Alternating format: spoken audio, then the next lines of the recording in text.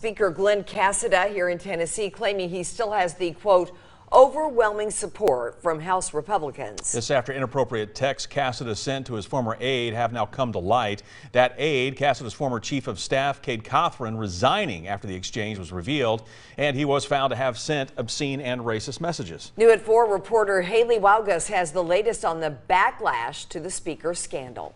I participated in locker room talk with 2 adult men that was not intended to go to anyone else. Speaker Glenn Cassada claimed in a radio interview he still had, quote, overwhelming support from House Republicans. Based on my conversations with them, they are proud to have someone in charge that's leading them in a direction of making Tennessee the most conservative state. He had this message for people who say he should go. I'm embarrassed about it. That is not me any longer. I think it's disturbing what's happened in the last couple days. Despite multiple questions about the speaker, we are obligated to hold ourselves to a higher standard. Governor Bill Lee never mentioned his name. You're not ready to say he should step down? I'm ready to say that we should all uphold that standard. We have to call on Governor Lee to take action. We have to. He campaigned on Christian values, family morals, and all of the things that a good Christian would do. One member of the Tennessee House Black Caucus demanded the speaker's resignation. I don't want any more words.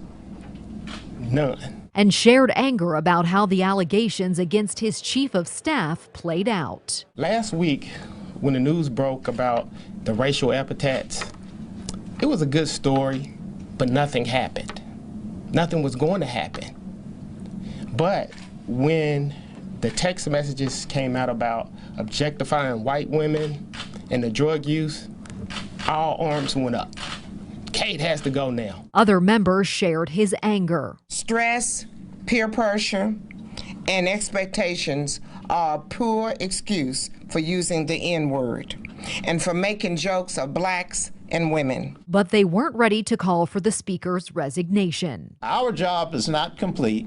We are just getting started, and we will not rest until we have changed the culture that exists here on Capitol Hill.